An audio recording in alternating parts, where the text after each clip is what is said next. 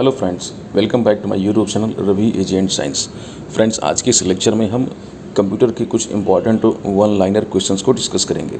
साथियों, आज का जो लेक्चर है, आज के लेक्चर में हम क्वेश्चंस के साथ साथ उनके आंसर्स को भी यहाँ पर डिस्कस करने वाले हैं।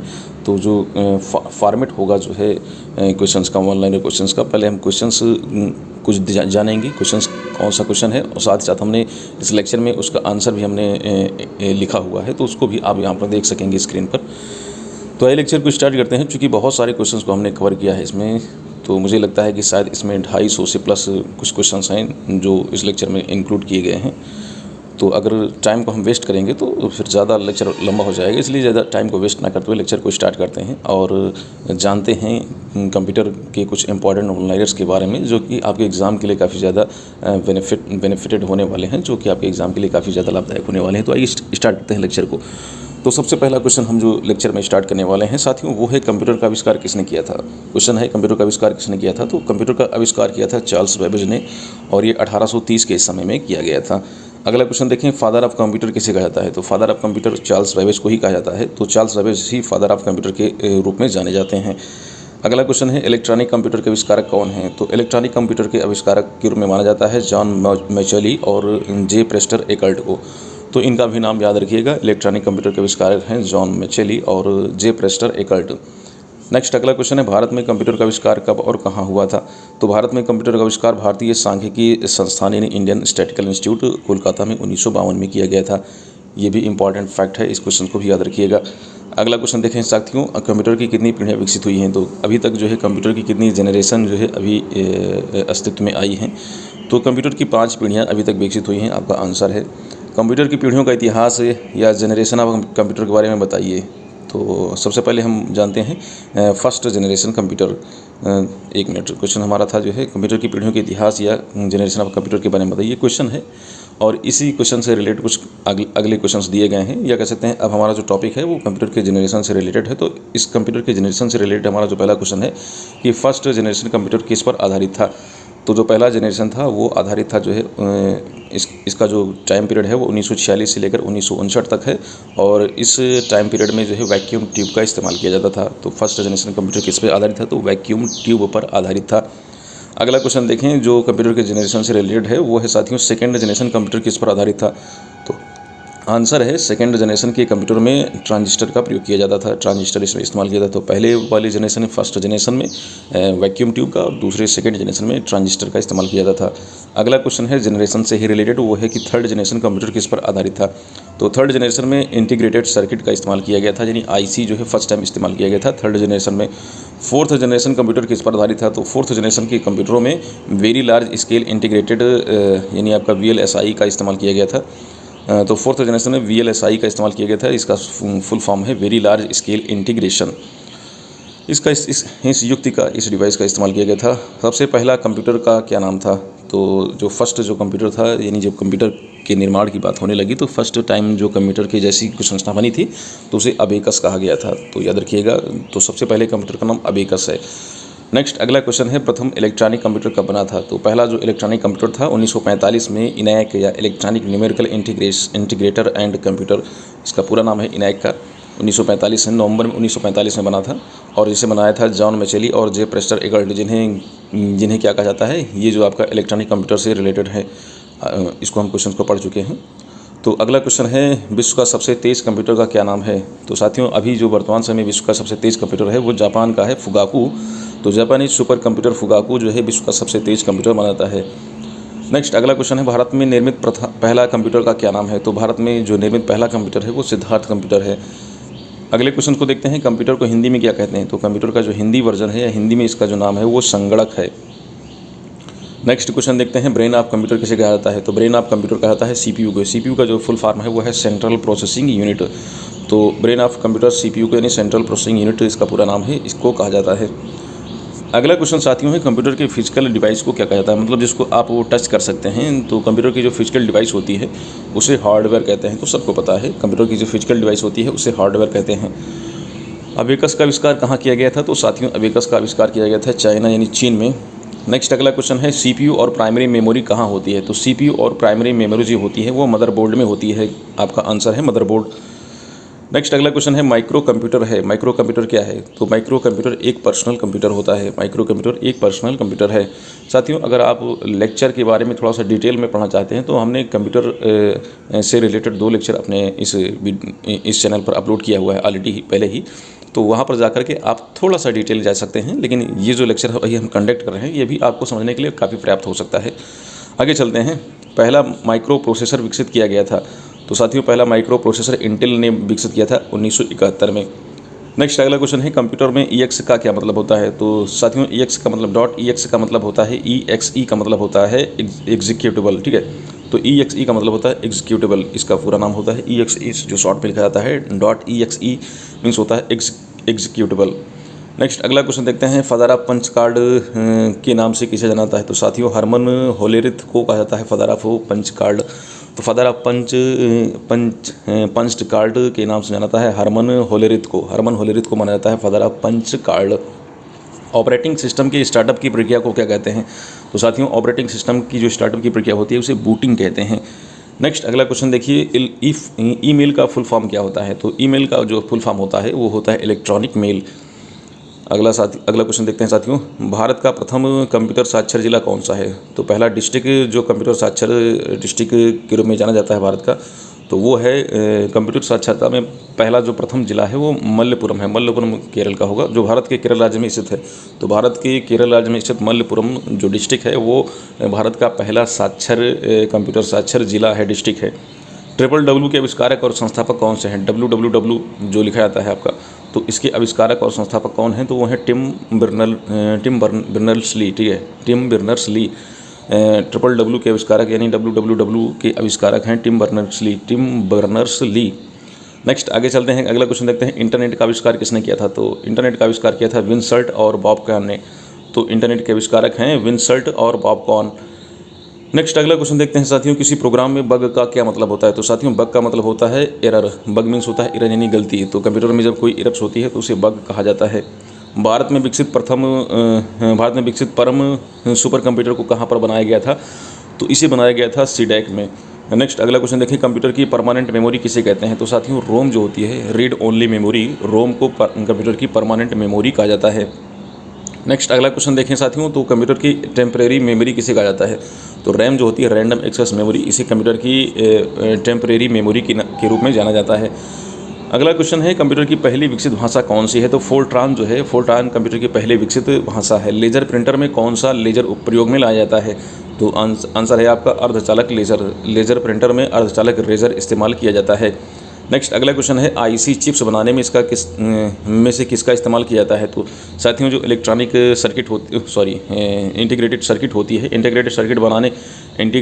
जो चिप्स होती हैं इसको बनाने में सेमीकंडक्टर या अर्धचालकों का इस्तेमाल किया जाता है।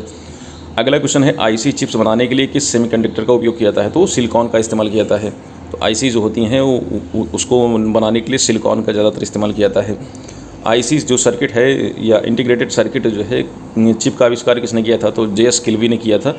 माइक्रोसॉफ्ट के सह संस्थापक कौन है? तो माइक्रोसॉफ्ट के जो को फाउंडर हैं वो पॉल एलन हैं। नेक्स्ट अगला क्वेश्चन है, कंप्यूटर साक्षरता दिवस कब मनाया जाता है? तो साथियों, कंप्यूटर साक्षरता दिवस 2 नवंबर को मनाया जाता है। अगला क्वेश्चन है, वेब पेज के कोड को लिखने के लिए किस लैंग्वेज का प्रयोग किया जाता है? तो वेब पेज के कोड को लिखने के लिए HTML यानी हाइपरटेक्स्ट मार्कअप लैंग्वेज इसका इस्तेमाल किया जाता है। इस लैंग्वेज का इस्तेमाल किया जाता है। HTML लैंग्वेज का इस्तेमाल किया जाता है। हाइपरटेक्स्ट मार्कअप लैंग्वेज, इस लैंग्वेज का इस्तेमाल किया जाता है क्या लिखने के लिए? वेब पेज के कोड को लिखने के लिए। अगला क्वेश्चन देखते हैं साथियों, कॉपी और कट की गई टेक्स्ट या ऑब्जेक्ट अस्थायी रूप से कहाँ स्टोर होती है? जो कॉपी या कट करते हैं तो उसकी टेक्स्ट की ऑब्जेक्ट अस्थायी रूप से कहाँ पर स्टोर हो जाती है? तो साथियों, क्लिप बोर्ड में स्टोर होती है। कंप्यूटर स्क्रीन पर ब्लिंक होने वाले प्रतीक को क्या कहा जाता है? तो कंप्यूटर स्क्रीन पर जो ब्लिंक होता रहता है उसे कर्सर कहते हैं। मदरबोर्ड के कंपोनेंट्स के बीच डाटा और इन्फॉर्मेशन किस माध्यम से ट्रेवल करता है? मदरबोर्ड जो होता है उसके कंपोनेंट्स के बीच में डाटा और इन्फॉर्मेशन किस रूप में ट्रेवल करता है? तो साथियों, वो बस के द्वारा निर्धारित होता है। बस में एक समय में कितना डाटा जा सकता है, तो एक जो बस होता है उसमें कितना डाटा जा सकता है ये निर्धारित करता है। फिर से एक बार क्वेश्चन देख लेते हैं। क्वेश्चन क्या था, थोड़ा सा यहाँ पर कन्फ्यूजन हुआ कि मदरबोर्ड के कंपोनेंट्स के बीच में डाटा और इन्फॉर्मेशन किस माध्यम से ट्रेवल करता है? तो वो माध्यम होता है बस होता है, तो बस के माध्यम से ट्रेवल करता है। अगला क्वेश्चन देखिए, मदरबोर्ड में बस के गति की इकाई क्या है? तो मदरबोर्ड में जो बस के गति की इकाई है वो MSZ है या मेगाहर्ट्ज़ कह सकते हैं इसे। द्विआधारी अंकन पद्धति के 2 अंक हैं, तो जो बाइनरी जो डिजिट होता है उसमें 1 और 0 का इस्तेमाल किया जाता है, तो आपको पता ही है। अब अगला जो हमारे क्वेश्चन का पैटर्न है वो कंप्यूटर के हार्डवेयर से रिलेटेड हम क्वेश्चन यहाँ पर अब आगे डिस्कस करने वाले हैं।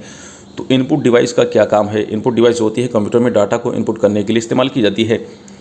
यहाँ पर अगला क्वेश्चन है कि 10 इनपुट डिवाइस की लिस्ट बताइए, तो कुछ 10 जो है इनपुट डिवाइसों के नाम बताइए। तो कुछ इनपुट डिवाइसों के नाम यहाँ पर दिए गए हैं, जैसे आपका कीबोर्ड हो गया, माउस हो गया, स्कैनर हो गया।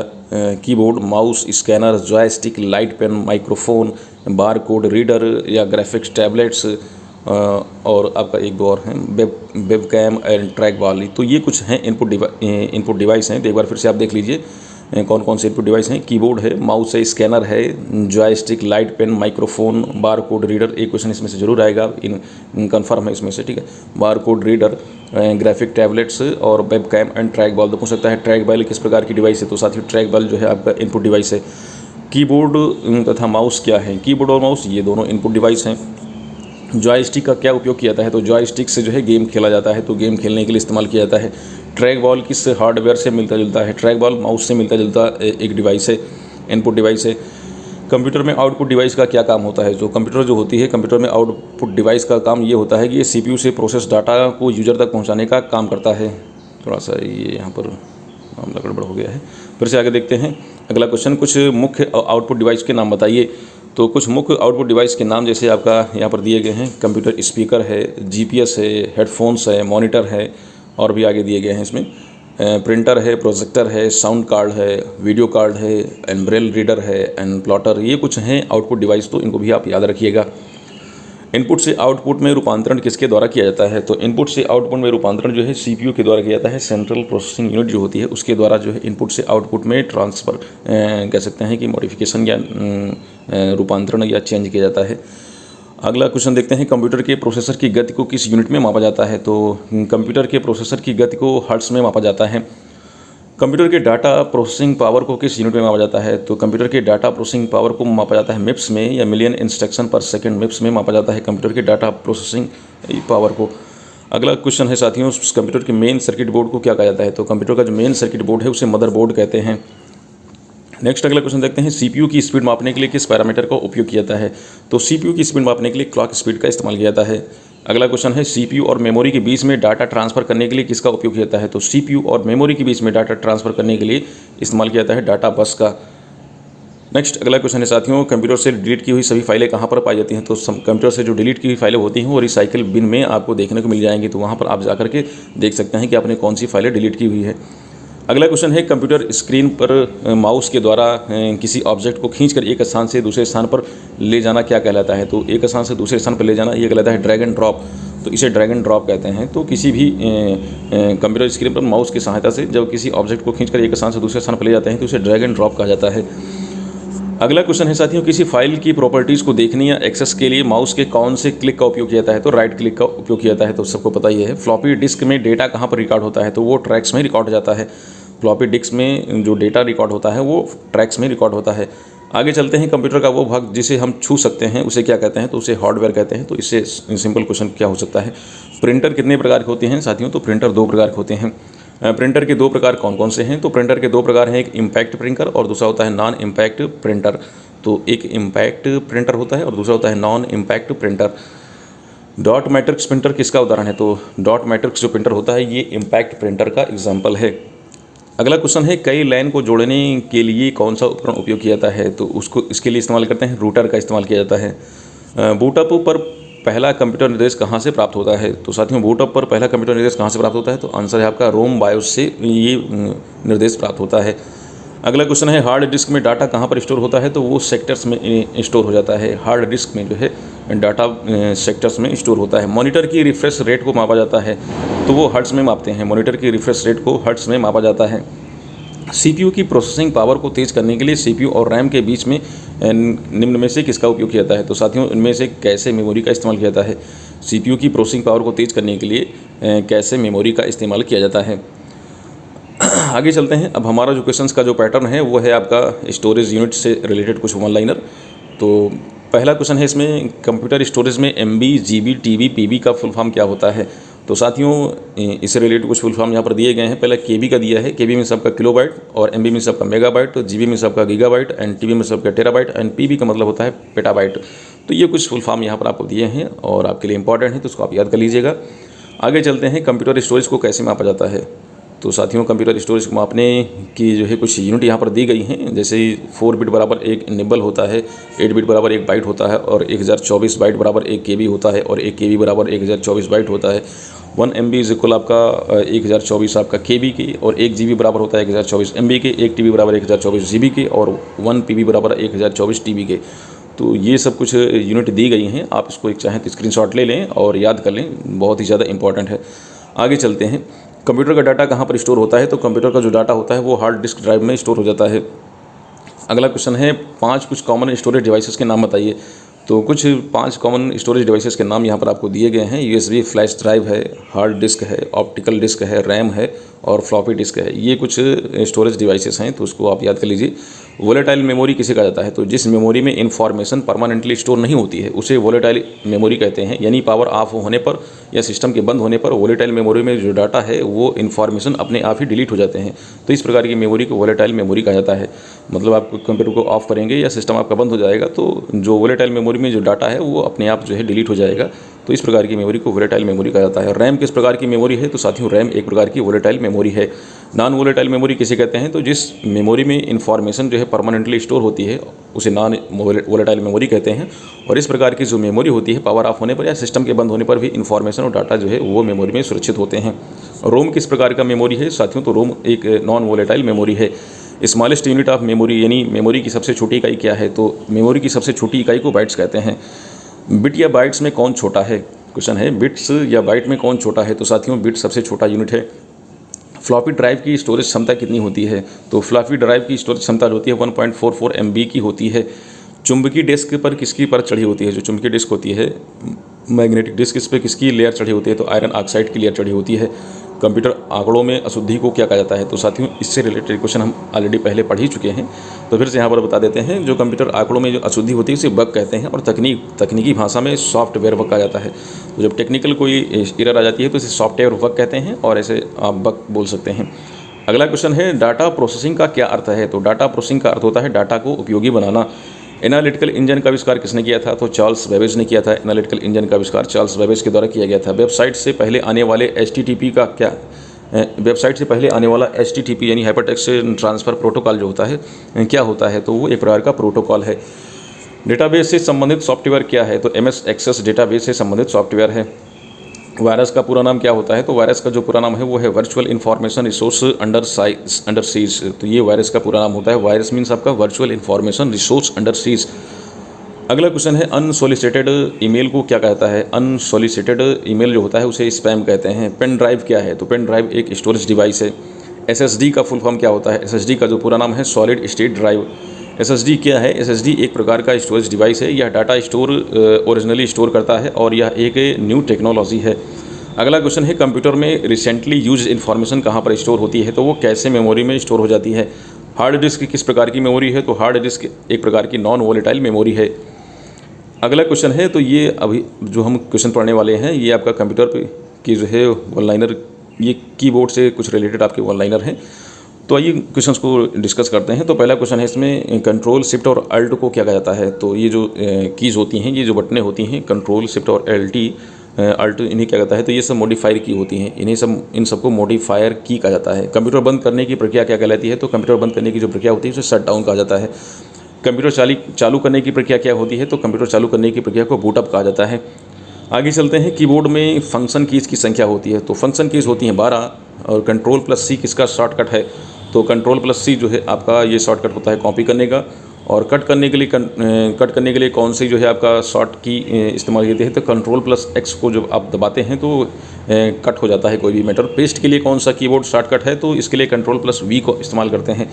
कंप्यूटर लॉग ऑन करने के लिए शॉर्ट की क्या है। तो कंप्यूटर को लॉग ऑफ करने के लिए ALT प्लस F4 यानी फंक्शन की जो 4 वाली की है, इसको अगर आप एक साथ दबाते हैं तो कंप्यूटर आपका लॉग ऑफ हो जाएगा। ESC यानी जो एस्केप बटन होती है का इस्तेमाल क्यों किया जाता है? तो एक्टिव प्रोग्राम से बाहर आने के लिए ESC यानी आपका एस्केप बटन का इस्तेमाल किया जाता है, एस्केप की का इस्तेमाल किया जाता है। अब हम जो क्वेश्चन से डिस्कस करने वाले हैं साथियों, वो कुछ फुल फॉर्म से रिलेटेड क्वेश्चंस हैं। तो आइए जानते हैं कुछ फुल फॉर्म कंप्यूटर से रिलेटेड। तो एल्गोल का फुल फॉर्म क्या होता है? एल्गोल का फुल फॉर्म होता है एल्गोरिथमिक लैंग्वेज। ALU का फुल फॉर्म क्या है? तो ALU का फुल फॉर्म है अर्थमेटिक लॉजिक यूनिट। स्काई का फुल फॉर्म क्या है? तो स्काई का फुल फॉर्म होता है American standard code for information interchange. तो ये होता है आपका स्काई का फुल फॉर्म। बेसिक का फुल फॉर्म क्या है? तो बेसिक मीन्स होता है beginners all purpose symbolic instruction code. BCD का फुल फॉर्म क्या होता है साथियों? तो BCD का जो फुल फॉर्म होता है वो होता है आपका बाइनरी कोडेड डेसिमल। बायोस का फुल फॉर्म क्या है? तो बायोस का फुल फॉर्म है आपका basic input output system. CAD का फुल फॉर्म क्या होता है? तो कैड मीन्स आपका कंप्यूटर एडेड डिज़ाइन। कैम का फुल फॉर्म क्या होता है? तो कैम का फुल फॉर्म होता है आपका computer aided manufacturing. CAT scan का क्या फुल फॉर्म होता है? तो कैट स्कैन का फुल फॉर्म होता है computerised axial tomography scan. CD का फुल फॉर्म क्या होता है? तो CD मीन्स आपका कॉम्पैक्ट डिस्क। और C डॉट का मतलब क्या होता है? C डॉट मीन्स होता है centre for development of telematics. आगे चलते हैं, अगला फुल फॉर्म देखते हैं। कोबोल का फुल फॉर्म क्या होता है? कोबोल मीन्स होता है कॉमन बिजनेस ओरिएंटेड लैंग्वेज। और कोमल का फुल फॉर्म क्या होता है? तो साथियों तो कोमल का फुल फॉर्म होता है आपका कॉमन एल्गोरिथमिक लैंग्वेज। CPU का फुल फॉर्म तो आपको पता ही है सेंट्रल प्रोसेसिंग यूनिट। आगे चलते हैं, DOS का फुल फॉर्म क्या है? DOS मीन्स आपका डिस्क ऑपरेटिंग सिस्टम। DTS का फुल फॉर्म क्या है? तो DTS मीन्स आपका डेस्कटॉप सिस्टम। E-कॉमर्स का फुल फॉर्म क्या होता है? Electronic commerce. ईमेल का फुल फॉर्म इलेक्ट्रॉनिक मेल, ये आपको पता ही है। इनलैग का फुल फॉर्म क्या होता है? इनलैग मीन्स होता है electronic numerical integrator and calculator. इनलैग एक बार फिर से देख लीजिए, इलेक्ट्रॉनिक न्यूमेरिकल इंटीग्रेटर, यहाँ पर ये जो L है वो I होना चाहिए। इनलैग का फुल फॉर्म पूछ रहा है। तो इंटीग्रेटर एंड कैलकुलेटर। फैक्स का फुल फॉर्म क्या होता है? फैक्स मीन्स होता है फैसिमाइल ऑटोमेटेड जीरोक्स। तो फैक्स का फुल फॉर्म होता है फैसिमाइल ऑटोमेटेड जीरोक्स। फ्लॉप्स का फुल फॉर्म क्या होता है? फ्लॉप्स मीन्स होता है फ्लोटिंग ऑपरेशन पर सेकंड। तो फ्लॉप्स मीन्स आपका फ्लोटिंग ऑपरेशन पर सेकंड। फोर्ट्रॉन का फुल फॉर्म क्या होता है? फोर्ट्रॉन मीन्स आपका फार्मूला ट्रांसलेशन। फोर्ट्रॉन मीन्स होता है फार्मूला ट्रांसलेशन, फोर्ट्रॉन। SLL यानी हाई लेवल लैंग्वेज। SLL का फुल फॉर्म होता है हाई लेवल लैंग्वेज। HTML का फुल फॉर्म क्या होता है? तो HTML शायद ऊपर पढ़ चुके हैं इसका फुल फॉर्म। तो hyper text markup language HTML का फुल फॉर्म होता है। HTTP का फुल फॉर्म क्या होता है? तो हाइपर टेक्स्ट ट्रांसफर प्रोटोकॉल, इसका भी हमने ऊपर पढ़ चुके हैं इसको हम। IBM का फुल फॉर्म क्या होता है? IBM मीन्स होता है इंटरनेशनल बिजनेस मशीन। IC का फुल फॉर्म होता है इंटीग्रेटेड सर्किट। IP मीन्स होता है इंटरनेट प्रोटोकॉल। और आगे चलते हैं, ISH मीन्स होता है information super highway. LAN means होता है लोकल एरिया नेटवर्क। LDU का फुल फॉर्म क्या होता है? LDU मीन्स आपका लिक्विड डिस्प्ले यूनिट। और LISP का फुल फॉर्म क्या होता है? LISP। लिस्प मीन्स आपका लिस्ट प्रोसेसिंग। LIS मीन्स आपका लिस्ट एंड P मीन्स आपका प्रोसेसिंग। तो लिस्ट प्रोसेसिंग मीन्स आपका लिप्स। LLL का फुल फॉर्म क्या होता है? तो लो लेवल लैंग्वेज। LLL का मतलब होता है लो लेवल लैंग्वेज। MICR का फुल फॉर्म क्या होता है? तो मैग्नेटिक इंक कैरेक्टर रिकॉग्नाइजर।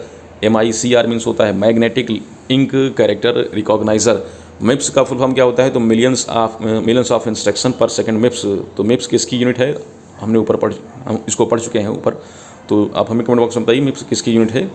अगला है मॉडेम का फुल फॉर्म क्या होता है? तो मॉडेम मीन्स होता है मॉड्यूलेटर एंड डीमॉड्यूलेटर। MOPS का फुल फॉर्म क्या होता है? मिलियंस ऑफ ऑपरेशन पर सेकंड। MOPS मीन्स होता है मिलियंस ऑफ ऑपरेशन पर सेकंड। MPU का फुल फॉर्म क्या होता है? MPU मीन्स होता है माइक्रो प्रोसेसर यूनिट। नेक्स्ट अगला देखते हैं NICNET। तो नेट का फुल फॉर्म क्या होता है? तो national information centre network. NICNET का फुल फॉर्म होता है नेशनल इन्फॉर्मेशन सेंटर नेटवर्क। तो NET मीन्स आपका नेटवर्क, NIC मीन्स आपका नेशनल इन्फॉर्मेशन सेंटर। OMR का फुल फॉर्म क्या होता है? Optical mark reader. PC doc का मतलब क्या होता है? PC डॉक मीन्स होता है personal computer disk operating system. तो PC डॉक्स मीन्स आपका personal computer disk operating system. PROM का फुल फॉर्म क्या होता है? प्रोम मीन्स होता है प्रोग्रामेबल रीड ओनली मेमोरी। तो PROM का मतलब होता है programmable read only memory. RAM का फुल फॉर्म क्या होता है? तो रैम का मीन्स होता है रैंडम एक्सेस मेमोरी। और रोम का फुल फॉर्म होता है रीड ओनली मेमोरी। स्नोबॉल का फुल फॉर्म क्या होता है? तो स्नोबॉल का फुल फॉर्म होता है आपका string oriented symbolic language. UPS का फुल फॉर्म क्या होता है? तो साथियों UPS का जो फुल फॉर्म है वो है आपका इनइंटरप्टेबल पावर सप्लाई। मतलब जो सतत रूप से जो है पावर को सप्लाई करता रहता है, पूर्ति करता रहता है, उसे UPS कहते हैं। तो अनइंटरप्टेबल पावर सप्लाई को UPS कहा जाता है, इसका फुल फॉर्म है। वीडियो का फुल फॉर्म क्या होता है? Visual display unit. Video means आपका विजुअल डिस्प्ले यूनिट। VLSI का फुल फॉर्म क्या है? तो वेरी लार्ज स्केल इंटीग्रेटेड। तो इसको भी हम ऊपर पढ़ चुके हैं। फिर से आगे चलते हैं, अगला क्वेश्चन देखते हैं। WAN का फुल फॉर्म क्या होता है? तो WAN मीन्स होता है वाइड एरिया नेटवर्क। WWW का फुल फॉर्म क्या होता है? तो वर्ल्ड वाइड वेब WWW का फुल फॉर्म है। DTP का फुल फॉर्म क्या है? तो DTP मीन्स आपका डेस्कटॉप पब्लिशिंग। RPG का फुल फॉर्म क्या है? RPG मीन्स होता है report programmable generator. Report programmable generator RPG का फुल फॉर्म होता है। ISP का फुल फॉर्म क्या है? ISP मीन्स होता है internet service provider. ISP means आपका इंटरनेट सर्विस प्रोवाइडर।